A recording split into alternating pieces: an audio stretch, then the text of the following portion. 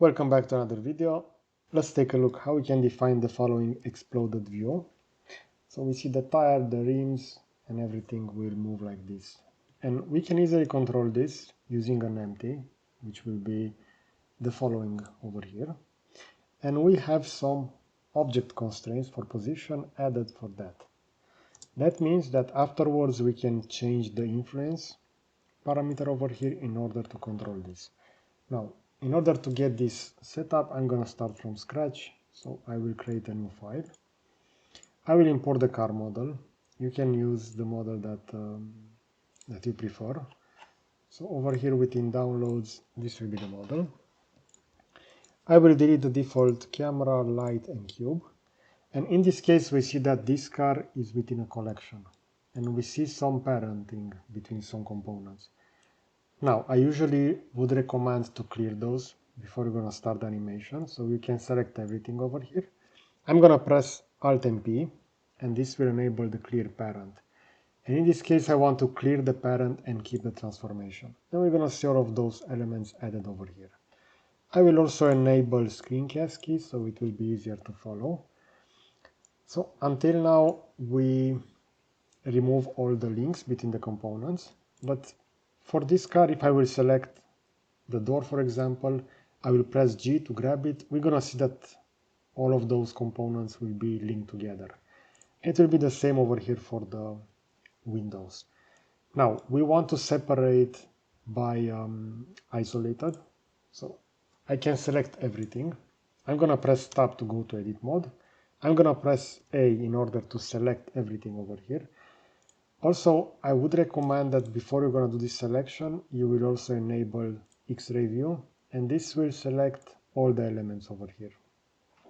Because other than if we are not going to use this X-ray, only those models that will be towards the camera will be selected. So now with X-ray enabled, press Tab to go to edit mode, A to select everything, P in order to separate, and I will separate them by loose parts. And if I will disable the X-ray, we're gonna see that now I can select the tire, I can select the rim, the disc brake, the caliper, and so on. Now we can set up that empty that will control the exploded view animation. So in this case, I will create a new empty. I will choose cube in this case. Keep in mind that you can convert, for example, plane axis to cube. You can do that over here within the empty properties. So we see over here display as plane axis, circle. It's not important how we're gonna choose this because this is just a visual appearance. I will also change the size of this cube, for example, to be 0.5. And this will be the cube. Now we can define the animation of the distance that we want to have those components exploded to. For example, if I will select this cube, I will drag the bottom animation. I will press I over here in order to add a keyframe onto 1. I will go, for example, to 200 frame. I will press G and I will grab this on the x-axis and I will go 3 meters in this case. So I'll just type 3 on the numpad, hit enter. And I will also enable a keyframe over here by pressing I and click on all channels. We can also use the auto keying for this case. What is important is that from 0, in my case to 200, we're going to have this movement of the empty cube for this distance of 3 meters. We can also change the name of this empty. I can call it, for example, x-axis, because this will control all the elements that will go within the exploded view onto the x-axis. And now we can start linking the elements. For example, if I will select over here the tire, I can go to modifier, add modifier. Sorry, not modifier, we're gonna do this with constraints. So go to constraints, and we're gonna use transform copy location. And we're going to have this eyedropper that we can select elements within the scene. I will select this to be the target. And now I need to specify which will be the axis. So in this case, we see that it will follow the movement on the x-axis. We can also click over here on offset, and that will give us the initial location over here. So we have this set up. Now we need to apply the same copy location to the other components. And we can use a simple trick in order to do that. We're going to use copy selected, but in order to use copy selected, we initially need to select all of those elements that we want to copy this. So if I will just do a selection like this, and I will hold down Control, I can remove from the selection. And in this case, if I will press on the slash over here, we're going to see all those elements being selected. I usually would recommend to do this using X-ray so that we select everything, because in this case we see all those small elements onto the car wheel over here. So with X-ray enabled, I will select the front section over here, or I can do a selection like this that will grab everything over here. And as you can see, we're going to select even more. So hold down Control, and using various rectangle selections, you can remove from that selection. And in this case, I want to remove everything, but I still want to maintain that wheel. So make sure that when you drag those rectangles, you are not gonna select those important elements, in this case, the elements of the wheel. So these will be the components. Also, it would be good to change the geometry origin over here. In this case, it will not influence us. You're not gonna do a rotation. But if you're gonna add multiple animations, it is recommended that you will also go over here within apply, set origin to geometry. Because currently, for example, this tire has the origin over there. If I will set it to origin, it will find it over here within the middle of the part. So keep that in mind also. Now let's redo that selection. So I want this, and I want everything over here to be deselected. So like that. I see over here that when I'm selecting that, it will actually deselect that, that front wheel. This is because the origin is located over there. So let's just change that origin. It will be easier to do the selection. So select everything, set origin to geometry. And now if I will do the same selection, it will no longer deselect it, as you can see. Because since all the components had origin over there, when I would drag that selection tool, it will just remove those as well. Now this will be the elements, and it is really important to have also this tire removed and also added with shift and click, since we are going to copy the object constraints for that element. And now if I will go over here, I can go to copy selected.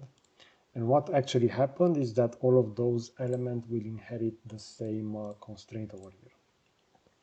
So if I will expand this, we're going to see how those will be translated along the empty element over here.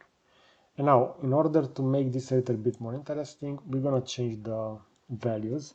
For example, let's say that we want the wheels to remain close to the main body of the car. So I can change the influence over here to 0.2 for those tires. If I will expand it, we're going to see that it will actually take a lot longer for those to have that translation. And we can now do the same over here for the inner wheel, let's say 0.3. And we're going to have that again expanded. If you want to, you can feel free to change the parameters according to your liking. Let's say that the following will be the caliper, so I can select both of those calipers, and I will change this to be 0.5 in this case. And we see, since I try to change the value for both, only this one to the back was changed, so it is usually a better idea to do it like this. Now let's say that the following element will be the brake disc over here, so this should be 0.6. This should be as well 0.6. Now we have this this break, which will be 0.7, 0.7. Let's add that inner center element, so 0.8, over here as well 0.8. And now let's say that we want the rim to be at 0.9, so all of those bolts will stick out along with the logo. And we have the influence set. If I will go from 0 and I will press spacebar in order to play the animation, we're gonna see how those will be animated. So this is really easy to set up, as we can see, and we can further change this either by changing the location. So in this case, this goes from 0 to 200 frame. If I want everything to move faster, I can just change this, let's say 90, and this will be the equivalent of 3 seconds at a frame rate of 30 frames per second. Now, if you want to add the other side as well, we can use the invert feature, which will be located over here. So let's say that for this wheel, I want to add a transform copy location. I want it to follow the same element. I want this to be on the x-axis and start with an offset, but I also want this to be inverted on the x-axis.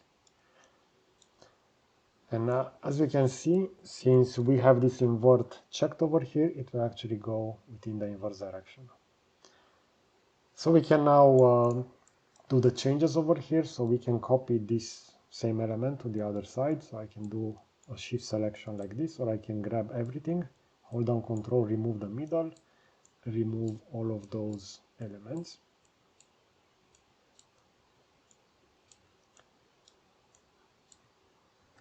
I still have the ones over here onto the front side.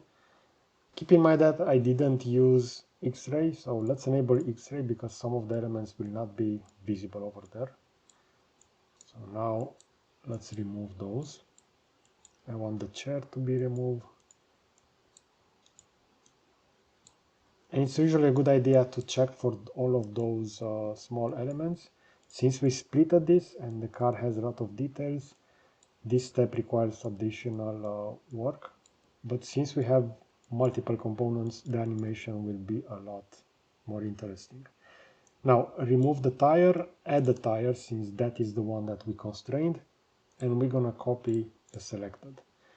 We're gonna see those object constraints being added to the viewport, and if I will press space, we're gonna see again that all of those will be animated. And now we can just copy the influence, so we want this to be 0.2. We checked over here 0.4 for the rim. Let's add that as well, 0.4.